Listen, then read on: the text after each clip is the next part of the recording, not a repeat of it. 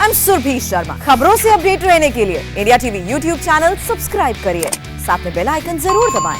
जुड़े रहें India TV के साथ।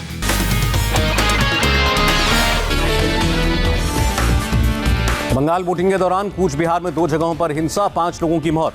कूच बिहार के एसपी के मुताबिक भीड़ ने सीआईएसएफ जवानों पर हमला किया, राइफल छीनने और बूथ में घुसने की कोशिश की। मतदाता की तबीयत खराब होने और बेहोश होने के बाद बिगड़ गई थे हालात। सीआईएसएफ जवानों की तरफ से मारपीट करने की अफवाह फैली। फायरिंग के बाद चुनाव आयोग ने शीतलकुची के बूथ नंबर 126 पर मतदान स्थगित किया। चुनाव आयोग ने मामले पर डीएम एसपी से रिपोर्ट मांगी। मौत के मामले में 2 लोगों को हिरासत में लिया गया। कूच बिहार में हुई हिंसा को लेकर ममता ने फिर सुरक्षा बलों को घेरा। कहा सीआरपीएफ ने 4 लोगों की गोली मारकर हत्या की। कूच बिहार की घटना पर चुनाव आयोग से मिला बीजेपी डेलीगेशन। कहा ममता के सेंट्रल फोर्सेस के घेराव वाले बयान की वजह से घटना हुई। कूच बिहार मामले को लेकर टीएमसी ने चुनाव आयोग को चिट्ठी लिखी। घटना के लिए सेंट्रल फोर्सेस को जिम्मेदार बताया। सीपीएम ने कूच बिहार में हुई 4 कार्यकर्ताओं की मौत पर दुख जताया, उच्च स्तरीय जांच की मांग की। हावड़ा के पंचला में टीएमसी के बूथ एजेंट पर हमला, टीएमसी ने सुरक्षा बलों पर आरोप लगाया। ममता ने खारिज की चुनाव आयोग की सफाई। कहा गृह मंत्री के आदेश पर चल रही है साजिश। फायरिंग में मारे गए लोगों के घर जाएंगी ममता बनर्जी। कल पूरे राज्य में प्रदर्शन करेगी टीएमसी। सीतालकुची में बूथ नंबर 265 पर भी हिंसा, बीजेपी कार्यकर्ता आनंद बर्मन की हत्या। बीजेपी ने कहा हमारा पोलिंग एजेंट था, गोलीबारी का शिकार हुआ कार्यकर्ता आनंद बर्मन। टीएमसी ने खारिज किया आरोप। बेहला ईस्ट से बीजेपी उम्मीदवार पायल सरकार के काफिले पर हमला, कार के शीशे तोड़े गए। हुगली के ईश्वर बहा में बीजेपी उम्मीदवार लॉकेट चैटर्जी की कार पर हमला हुआ, यहां भी गाड़ी का शीशा तोड़ा गया। लॉकेट चैटर्जी ने कहा भीड़ ने मेरी गाड़ी तोड़ी, मुझे मारने की कोशिश की। कार में बैठे बैठे चुनाव आयोग से शिकायत की। बीरभूम के नानूर इलाके में वोटिंग से पहले देसी बम बरामद, बॉम्ब डिस्पोजल स्क्वाड ने डिफ्यूज किए। प्रधानमंत्री मोदी ने बंगाल के सिलीगुड़ी और कृष्णानगर में रैली की। कहा बंगाल का चुनाव बीजेपी नहीं, बंगाल की जनता लड़ रही है। नादिया के कृष्णानगर में पीएम मोदी ने भरी हुंकार, बोले दीदी की नींद उड़ी हुई है। प्रधानमंत्री ने कहा मुस्लिम बहनों बेटियों ने दीदी को प्यार दिया, बदले में दीदी ट्रिपल तलाक के खिलाफ खड़ी हो गई। ममता के रणनीतिकार प्रशांत किशोर का बड़ा खुलासा, एक ऑडियो टेप में बीजेपी की जीत की बात की। प्रशांत किशोर ने कहा मोदी को भगवान मानते हैं लोग, बंगाल में मोदी बहुत लोकप्रिय है। प्रशांत किशोर ने टेप में माना लोगों में टीएमसी के खिलाफ गुस्सा है, ममता के खिलाफ एंटी इनकम्बेंसी तुष्टीकरण से भी टीएमसी को नुकसान। टेप पर प्रशांत किशोर की सफाई आई। कहा बीजेपी अपने नेताओं के बयान से ज्यादा मेरी चैट को गंभीरता से ले रही है, पूरा ऑडियो जारी करें। ममता ने चुनाव आयोग के नोटिस का जवाब दिया, आचार संहिता के उल्लंघन से इनकार। कहा सुरक्षा बलों के खिलाफ लोगों को नहीं उकसाया। टीएमसी से बीजेपी में आए राजीव बनर्जी ने बंगाली बनामी बाहरी का विवाद खारिज किया। कहा सभी लोग भारतवासी हैं। पूछा यशवंत सिन्हा बंगाली हैं क्या? कोलकाता कोल स्कैम केस में आरोपी अनूप मांझी से सीबीआई की लगातार 6ठे दिन पूछताछ। अनूप के 264 प्लॉट को लेकर सवाल जवाब। बंगाल में 4थे चरण के लिए मतदान, करीब 77% मतदाताओं ने वोट किया। अलीपुरद्वार में सुरक्षा बलों के जवान ने एक महिला वोटर को पोलिंग बूथ तक पहुंचने में मदद की, गोद में उठाकर पोलिंग बूथ तक पहुंचाया। राष्ट्रीय मानवाधिकार आयोग ने मुख्य चुनाव आयुक्त और केंद्रीय गृह सचिव को जारी किया नोटिस, चुनाव में कोरोना नियमों के उल्लंघन का मामला। एनएचआरसी ने मुख्य चुनाव आयुक्त और केंद्रीय गृह सचिव से मांगा जवाब। पूछा कोरोना नियमों के उल्लंघन पर क्या कार्रवाई हुई। ट्वीट के जरिए राहुल गांधी का बीजेपी सरकार पर हमला, लिखा देश को जरूरत है रोजगार और नौकरी की, बीजेपी दे रही है जुमले। आंदोलनकारी किसानों से कृषि मंत्री नरेंद्र सिंह तोमर की फिर अपील, आंदोलन स्थगित करके बातचीत के लिए आगे आए, सरकार तैयार है। नरेंद्र सिंह तोमर ने कहा सरकार और किसानों के बीच 11 दौर की बातचीत हुई, किसानों ने सरकार के प्रस्ताव निरस्त किए। किसानों ने केएमपी एक्सप्रेस पे जाम किया, एक्सप्रेसवे पर बैठे किसान, पुलिस ने ट्रैफिक डायवर्ट किया।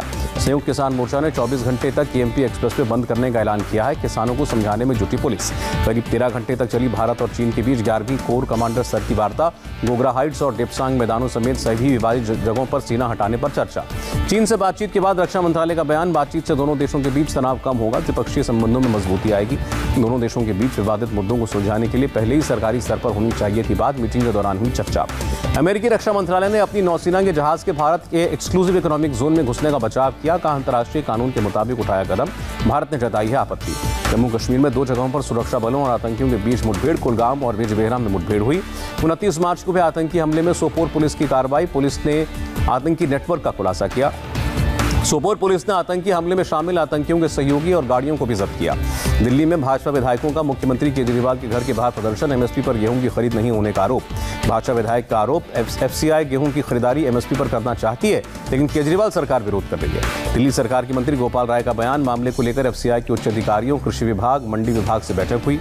राजस्थान में आज रात 12 बजे तक हड़ताल पर गए petrol pump dealers, petrol diesel पर वैट कम करने की मांग, 25 अप्रैल से बेमियादी हड़ताल की धमकी। बंगाल के किशनगंज टाउन थाना अध्यक्ष अश्विनी कुमार की पीट कर हत्या, मोटरसाइकिल चोर को पकड़ने गए थे पांतापाड़ा गांव, भीड़ ने पुलिस टीम पर हमला किया। पंजाब पुलिस ने अवैध शराब बनाने वाले गिरोह का खुलासा किया, एक व्यक्ति हिरासत में, 4 लीटर शराब बरामद। छत्तीसगढ़ के नारायणपुर में आईटीबीपी के जवानों ने आईईडी बरामद की। कोरोना वैक्सीनेशन की रेस में अमेरिका और चीन से आगे निकला भारत। 83 दिनों में कोरोना वैक्सीन की 10 करोड़ डोज लोगों को दी गई। देश में कोरोना की दूसरी लहर बेकाबू। एक दिन में 1,45,384 नए मामले, 794 मौतें। कांग्रेस अध्यक्ष सोनिया गांधी ने कांग्रेस शासित राज्यों के मुख्यमंत्रियों के साथ वीडियो कॉन्फ्रेंसिंग की। कोरोना की हालात की समीक्षा की। मुख्यमंत्रियों की बैठक में बोली सोनिया गांधी, निर्यात करने से देश में वैक्सीन की कमी हुई, रैलियों पर भी रोक लगाएं। महाराष्ट्र में कोरोना संक्रमण के हालात और लॉकडाउन पर मुख्यमंत्री उद्धव ठाकरे ने बुलाई सर्वदलीय बैठक। लॉकडाउन लगेगा या नहीं, अगले 2 दिन में होगा ऐलान। उद्धव ठाकरे ने कहा, कोरोना संक्रमण की चेन को तोड़ना है, लॉकडाउन के सिवाय कोई और उपाय नहीं है। उद्धव ठाकरे बोले, कड़ी पाबंदियों और छूट एक साथ मुमकिन नहीं, थोड़ी तकलीफ सहनी होगी।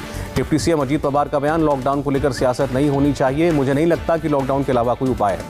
बैठक में कांग्रेस नेता बालासाहेब थोराट ने कहा, मौत को रोकने के लिए कड़े फैसले लेने होंगे, जो सबसे अच्छा उपाय होगा लिया जाएगा। मुख्यमंत्री के साथ बैठक में बोले, महाराष्ट्र के पूर्व सीएम फडणवीस, पाबंदियां होनी चाहिए लेकिन जनता के गुस्से पर भी ध्यान दें। महाराष्ट्र में संपूर्ण लॉकडाउन के खिलाफ राज ठाकरे की पार्टी मन से। मुंबई में कोरोना के 9,327 नए मरीज मिले, 24 घंटे में 5 मरीजों की मौत।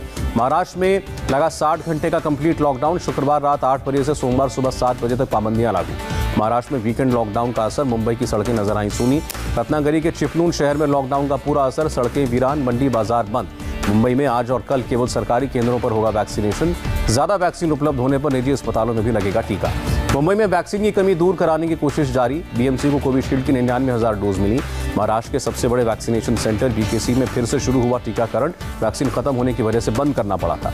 पुणे में पुलिस ने रेमडेसिविर वैक्सीन की दवाई की कालाबाजारी करने वाले 4 लोगों को गिरफ्तार किया। नासिक में रेमडेसिविर इंजेक्शन उपलब्ध नहीं, लोगों ने किया प्रदर्शन और नारेबाजी।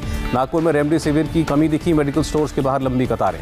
नागपुर में बीते 24 घंटे में कोरोना से 5,131 लोग संक्रमित, 65 लोगों की मौत। दिल्ली में तेजी से बढ़ रहा है कोरोना संक्रमण। बीते 24 घंटे में कोरोना से 7,897 लोग संक्रमित, 39 लोगों की मौत। दिल्ली के मुख्यमंत्री केजरीवाल पहुंचे एलएनजेपी हॉस्पिटल, अस्पताल प्रशासन के साथ हालात की समीक्षा की। केजरीवाल ने फिर कहा, दिल्ली में लॉकडाउन की जरूरत नहीं, 1-2 दिन में और पाबंदियां लगाई जा सकती हैं। उत्तरी दिल्ली नगर निगम का फैसला, कोरोना टीका लगाने पर किया हाउस टैक्स में 5% छूट का ऐलान, स्कीम 30 जून तक लागू। 37 डॉक्टर्स को कोरोना होने पर दिल्ली के गंगाराम हॉस्पिटल के चेयरमैन डॉक्टर डीएस राणा की सफाई, लापरवाही बरतने से हुआ कोरोना, डॉक्टर्स को मामूली लक्षण। बिहार में कोरोना की डराने वाली रफ्तार, 24 घंटे में 3,469 मरीज। एमपी में 10 शहरों में बढ़ाया गया लॉकडाउन। डिस्ट्रिक्ट क्राइसिस कमेटी की बैठक के बाद मुख्यमंत्री शिवराज सिंह चौहान ने फैसला किया। बड़वानी, राजगढ़, विदिशा समेत कई जिलों के शहरी और ग्रामीण क्षेत्रों में 19 अप्रैल की सुबह 6 बजे तक रहेगा लॉकडाउन। भोपाल के कोलार और शाहपुरा इलाके में लगा 9 दिन का लॉकडाउन। 19 अप्रैल तक 2.5 लाख की आबादी होगी प्रभावित। इंदौर में 60 घंटे का लॉकडाउन शुरू। लोगों को जागरूक करने के लिए यमराज बनकर सड़क पर घूमता दिखाई दिया एक शख्स। भोपाल के जिला अस्पताल में कोरोना संक्रमित की मौत के बाद कांग्रेस नेताओं का हंगामा, डॉक्टर ने इस्तीफा दिया। शिवराज सिंह चौहान ने हंगामे की निंदा की, कहा डॉक्टर्स का मनोबल बढ़ाएं। राजस्थान में 27,906 कोरोना संक्रमितों का इलाज जारी है। बीते 24 घंटे में 4,401 नए मामले, 18 मौतें। गुजरात में कोरोना के 5,000 से ज्यादा मामले, 49 मरीजों ने दम तोड़ा। केरल में नहीं थम रहा कोरोना संक्रमण। बीते 24 घंटे में 6,194 नए केस, 17 कोरोना संक्रमितों की मौत। आंध्र प्रदेश में कोरोना के 3,309 नए मामले, अब तक कोरोना के 7,291 लोगों की मौत। कर्नाटक में कोरोना के करीब 7,000 केस। राज्य में कोरोना से अब तक 12,849 मौतें। महाराष्ट्र के अहमदनगर में एक साथ जलाए गए 29 कोरोना शव, एक दिन में 49 लोगों की मौत। 20 शवों को इलेक्ट्रिक क्रेमेटोरियम में जलाया गया। सूरत में कोरोना की दूसरी लहर का कहर, शमशान घाट पर करना पड़ रहा है लंबा इंतजार। काशी विश्वनाथ मंदिर के गर्भगृह में श्रद्धालुओं के प्रवेश पर रोक, कोरोना की वजह से मंदिर प्रशासन का फैसला। अलीगढ़ विश्वविद्यालय ने एंट्रेंस एग्जाम स्थगित किया। अपडेट के लिए छात्रों से यूनिवर्सिटी की वेबसाइट देखते रहने की अपील। चीन में 10 अप्रैल तक 16 करोड़ 12 लाख लोगों को कोरोना वैक्सीनेशन दिया गया, चीन के स्वास्थ्य मंत्रालय ने जानकारी दी। कोरोना संक्रमण रोकने के लिए ईरान में 10 दिनों का लॉकडाउन, 257 शहरों के सार्वजनिक स्थलों को बंद करने का आदेश। पाकिस्तान में ईस्ट इंडिया कानून के तहत 2 ईसाई नर्सों पर केस दर्ज, हॉस्पिटल की दीवार से इस्लाम से जुड़े स्टिकर हटाने पर कार्रवाई। जैक मा की कंपनी अलीबाबा के खिलाफ एकाधिकार मामले में बड़ी कार्रवाई, चीन ने लगाया $2.8 अरब का जुर्माना। सेंट विंसेंट के ज्वालामुखी लासोई में हुए 3 विस्फोट, पहले विस्फोट से दुगना यानी 15 किलोमीटर ऊंचा हुआ तीसरा विस्फोट। और ब्रिटेन के विंडसर कासल में दी गई महारानी एलिजाबेथ II के पति प्रिंस फिलिप को पुष्पांजलि। हाय, आई एम सुरभि शर्मा। खबरों से अपडेट रहने के लिए India TV YouTube channel subscribe करिए, साथ में बेल आइकन जरूर दबाएं। जुड़े रहें इंडिया टीवी के साथ।